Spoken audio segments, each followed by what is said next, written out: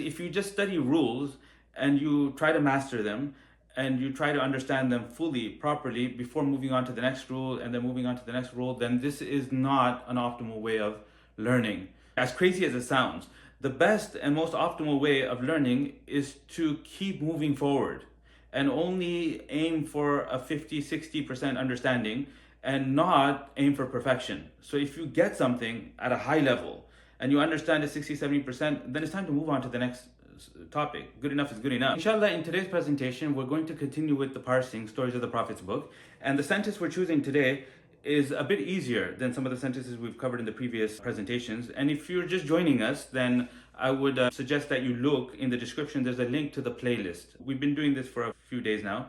And every session, we pick some sentences from the Stories of the Prophet's book and we apply our knowledge of grammar to those sentences. We have a process. We count the number of words and we parse, and we are able to determine from where to where is the subject, where to where is the predicate. And this is the litmus test. This is how we know whether we've understood the grammar. And this only works if you've been given a broad overview of how the language works. And I've put together this bird's eye view in about 3 hours of instruction that you can access for free. If you look in the description, follow the link and opt in for it. And you can start watching video 1, and in a number of days, you can understand how the language works. So you'll know the fundamentals of both sentences in the Arabic language, because we have two sentences. One of them is called a nominal sentence and one of them is called the verbal sentence. So in order to be able to parse and do what we're doing today, you need to know an amount of grammar. So either you've studied this before or you can continue watching, and inshallah, once we're done with this, you can access the rest of the videos in this playlist, and you can also opt in for the workshop. So let's begin with this. Okay, so this sentence is interesting because it involves a lengthy predicate, and within the predicate, there's a phrase level relationship which we have not yet covered in this series, and that is the Dhul Ḥāl and the Ḥāl. So today I'm going to tell you about the Dhul Ḥāl and the Ḥāl, and there's also a prepositional phrase, and there's an example of a direct object.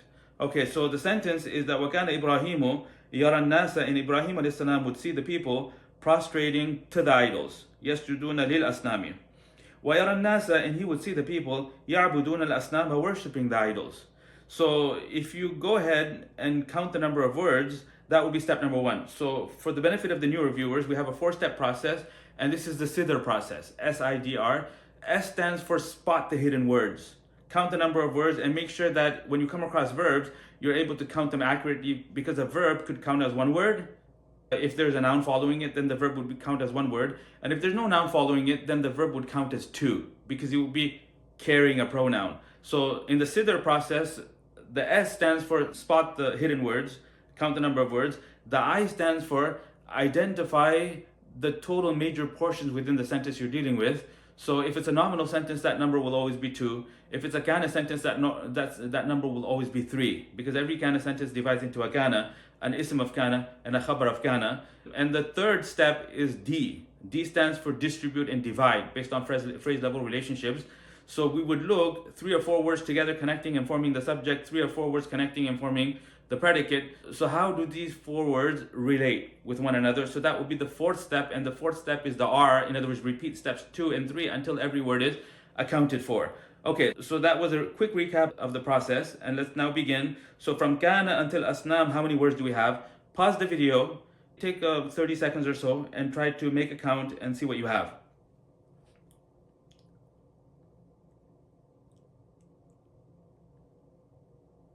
Okay, so if you said 16, that would be correct. So the total number of words, ignoring the waw at the front, from kana until the word al-asnam, the total number of words are 16. So you can still pause the video and arrive at the number 16. Okay, here it is. So kana would be 1, Ibrahim would be 2, yara would be 3 and 4. So we're at 4 words already at yara. And the reason yara is counted as 3 and 4 is because there's no noun following it. That would be the subject, because an-nasa is not the 5. So yara is carrying a pronoun. We're at 4. An-nasa would be 5. Yasjuduna would be 6 and 7. The waw being the 7th word. So we're at 7. Lil asnami would be 8 and 9. The wa on the next line would be 10. Yara would be 11, 12. An-nasa would be 13. Ya'buduna would be 14 and 15. The waw being the 15th word. And asnam would be 16. The total number of words are 16. Okay, step number 2, what's the smaller number that this larger number needs to fit into? The correct answer is 3. And you don't have to think too much about this, because it's kana which is a box on its own. Ibrahim would be the ism of kana, just one word on its own. And then yara until the very end, all of those words together are the predicate. The predicate. Now, it's a full sentence. It's a full sentence. So we move into step 3, which is the D. Okay, we move into the third step of the SIDR process.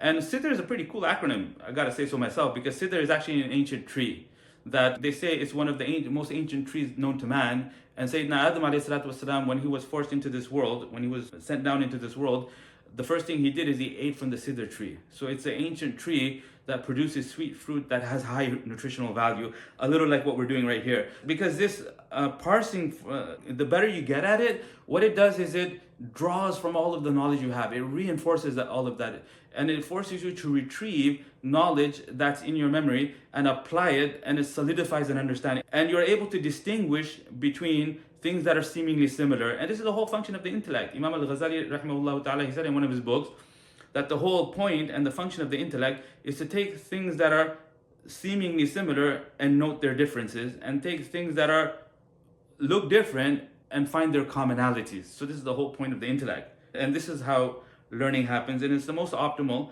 way of learning, is to be able to test your knowledge. So that's what we're doing here. Okay, so we have a kana, an ism of kana, which is Ibrahim, and the rest of the words would all form the khabar of kana. And now, how do you divide this khabar of kana? So since it's compound, since the khabar of kana is compound, we need to now divide it. So we'd repeat the process and we'd look at yara. So this time the sentence divides into how many major portions? So in consideration of the wow that's coming on the next line, because there's two of them. So we'd say the khabar of kana divides into a Maʿṭūf ʿalayh and a Maʿṭūf. Okay, now what is a Maʿṭūf ʿalayh? What is a Maʿṭūf? So this is a kind of phrase in the Arabic language, and it involves a conjunction. And the conjunctions are 10. Wow is one of them, and then there's aw, and then there's fa, and there's thumma, and there's a few others. So basically what they do is they combine between either nouns, or they combine between phrases, or they combine between complete sentences, and they allow all of it to function as a single unit. So instead of having to repeat yourself, instead of having to say Zayd arrived, Amr arrived, you say Zayd and Amr arrived. And you use the word arrived just one. So Ja'ani, Ja'a Zaydun wa Amrun. So Zaydun wa Amrun together would connect and form the fa'il for Ja'a, and there's no need to repeat the verb twice. Okay, so that's a wow conjunction. It's called the harf of atf. So what's on the right side of the wow, technically it's called the Maʿṭūf ʿalayh, and what's on the left side of the wow is called the Maʿṭūf. So this is terminology that it's good, it's helpful to be aware of.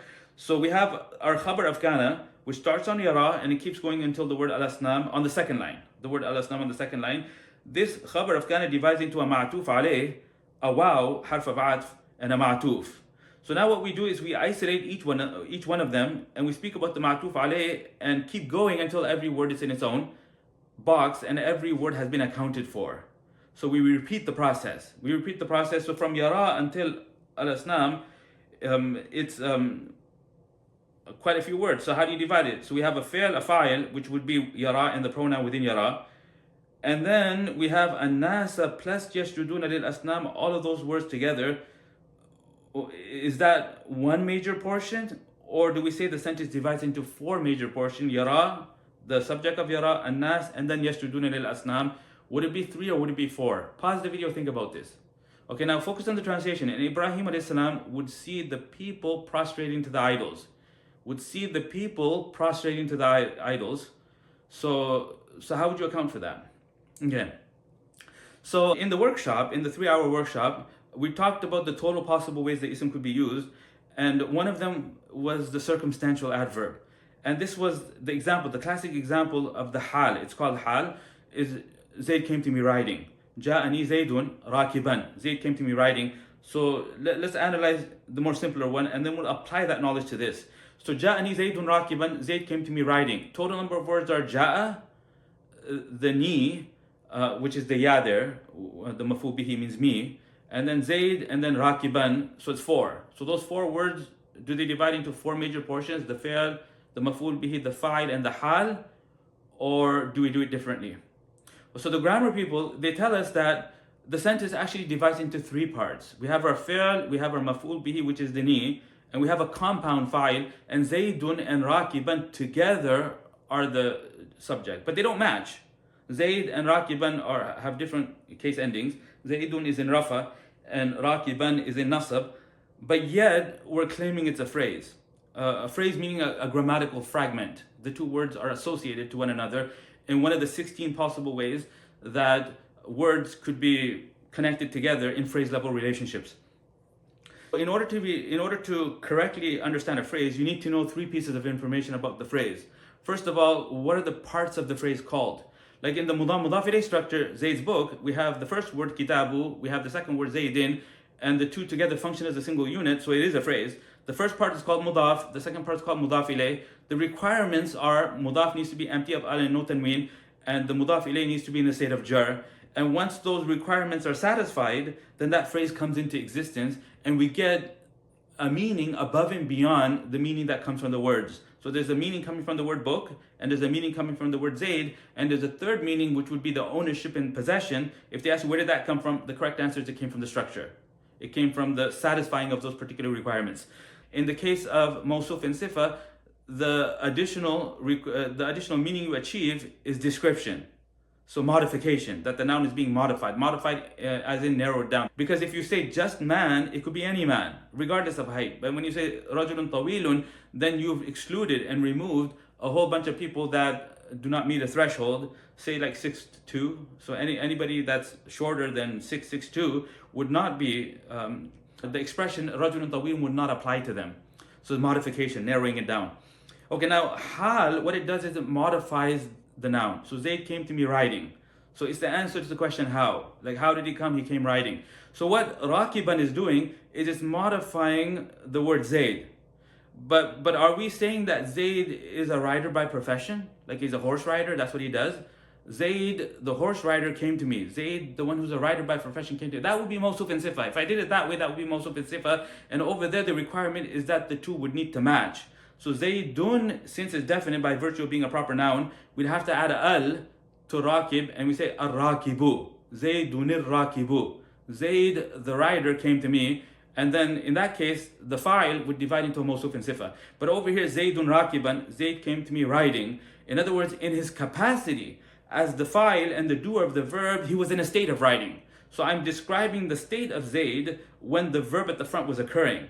So what does that mean? Does that mean he's a rider by profession? No. In the other case, in the Maʿṭūf Ṣifah, he is a rider by profession. It's an absolute description. And even when he's sleeping, he's a rakib. But in this example, it's restricted to the verb at the front, which we call the amil, the governing agent, the ja at the front. So for every hal, you have to have a amil, a verb at the front, and you have to have a dhul hal. They call it the dhul hal. So again, what are the three pieces of information that need to be understood in order to appreciate this phrase, the hal phrase? So what are the two parts? The first part is called Dhul Ḥāl, the one who possesses the state, or the one whose state is being described. We call it the Dhul Ḥāl. In that example, it would be Zayd. And then we have the circumstantial adverb, which we call the hal. The Dhul Ḥāl and the hal together function as a single unit. Now, in order to distinguish between Zayd, the rider, and Zayd, who's not a rider, but it just so happens that he was riding when he was coming, as opposed to walking. So he came to me riding, and he didn't come to me walking. He didn't come to me crawling. So in order to distinguish between those two meanings, the requirements are different. Can you see that? In the Maʿṭūf Ṣifah, the requirements is that they have to match. And the Dhul Ḥāl and the hal, the requirement is that they're not supposed to match. The first word would be subject to the governing agent. In other words, Zaydun, Zaydan, Zaydin would fluctuate based on what's at the front, but Rakiban will always be Rakiban. So this is why it's listed in the 22 possible ways an ism could be used. One of them is hal. It's from the middle 12, the nasab places. And again, if the 22 places, if these things are not entirely familiar to you, then I would suggest to look into the description and follow the link and opt in for the workshop. It's about 3 hours of training and it's entirely free. You go through it and you will be up to speed. And inshallah, what we're doing here would make complete and total sense. And what we're doing here is actually incredibly important because this is how you gain mastery. Even if it's not 100%, like every individual concept, you might just understand it 60, 70%, but that's still good. So the way to gain comprehension in Arabic is don't try to understand. In other words, don't try to understand everything fully. This is like if you have a lawn and the grass is tall, if you keep the blade at the lowest level and try to cut all of the grass, you'll come up against resistance and you won't be able to do it. Okay, you know what I'm talking about? You wouldn't be able to do it. So the way to cut the grass is to is to raise the level of the blade on the lawnmower and go over it all once, and you'll get maybe 50% of the grass. And then maybe the next day, or if you have energy, even the same day, you would go over it again, and this time lower the blade and you'll get all of it. So all of these concepts, there's no need to master them. So what this method does is it allows you to progress and move forward with only a 60-70% understanding of the topic. You don't have to master it. Good enough is good enough, right?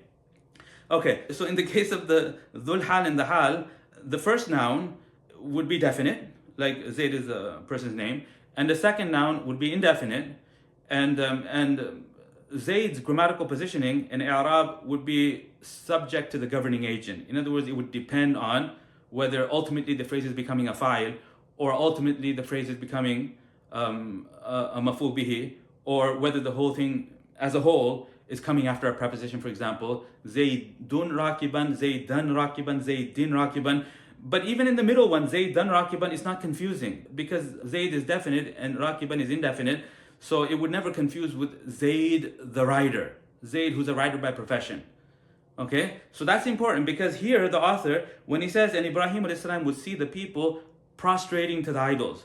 But you see, prostrating to the idols itself is made up of a verb. And there's a subject of a verb, which is the waw. And there's a prepositional phrase, which is l-asnam. So what did we just learn? We just learned something new. And again, we're taking this and we're adding it to what we already know about predicates. Like earlier, when it talked about Azar would sell the idols, over there we saw a full sentence occurring as a predicate for Ghana. And then over here we're seeing a full sentence occurring as a Ḥāl. So this Maʿṭūf ʿalayh, this Maʿṭūf ዐlayh, the first half of the predicate of Ghana, divides into three major parts: a fi'l, a fa'il, and a maf'ul bihi. And that's all. And the maf'ul bihi is compound.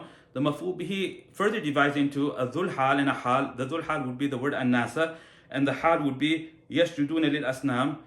And then we'd repeat the process with yasjuduna lil asnam, and this time the major portions are three: fi'l, fa'il, and prepositional phrase, which we call a muta'alliq. The prepositional phrase would divide into jar and majrur, because every prepositional phrase divides into the preposition, which is the li, and the word al-asnam, which is the majrur, and that concludes the Maʿṭūf ዐlayh. And then we'd move on to the Maʿṭūf and do the same thing there, and it's almost identical. The sentence divides into a fi'l, a fa'il, and a maf'ul bihi. Yara, the pronoun within yara, and an-nasa ya'buduna al-asnama, all of that together is a maf'ul bihi, which then further divides into Dhul Ḥāl and Ḥāl. An-nasa the Dhul Ḥāl, and ya'buduna al-asnam would be the Ḥāl. And then we change the color of the marker, and one last time we say fi'l, fa'il, maf'ul bihi, and now the sentence is complete. Okay, so what we've covered in today's session is that from the 16 possible ways that words can connect together in phrase level relationship, one of them is called Dhul Ḥāl and Ḥāl. The Ḥāl could be one word, like in Ja'ani Zaydun rakiban, and when it's one word, then that word would be nasab, so rakiban, as opposed to any other ending, rakiban. But if it's more elaborate, if it's a full sentence occurring as a Ḥāl, then that nasab would be understood. Because yasjuduna lil asnami is a sentence in and of itself, and it needs to worry about its own self. The sentence needs to worry about its own self, so we'd understand yasjuduna lil asnam to be in the place of nasab. And then within yasjuduna lil asnam, we'd repeat the process, start all over again, and the major portions this time are three: the fi'l, the fa'il, and the muta'alliq. It's called the muta'alliq. In the Maʿṭūf ዐlayh, the verb used was prostrating, and in the Maʿṭūf, the verb used was worshipping. In the case of prostrating, you don't prostrate someone, you prostrate to someone. So they prostrated to the idols. And in the case of worshipping, we have a direct object. And this is reflected on the last letter of the word asnam in both lines. In the earlier line, the asnam had a kasra because the li preposition was inducing a kasra on the end of al-asnami, lil asnami. And there was no preposition in the case of ya'buduna, so therefore it's ya'buduna al-asnama. Okay, so what governs that? Okay, what am I talking about? I'm talking about particular verbs being followed by direct objects or being followed by prepositional phrases.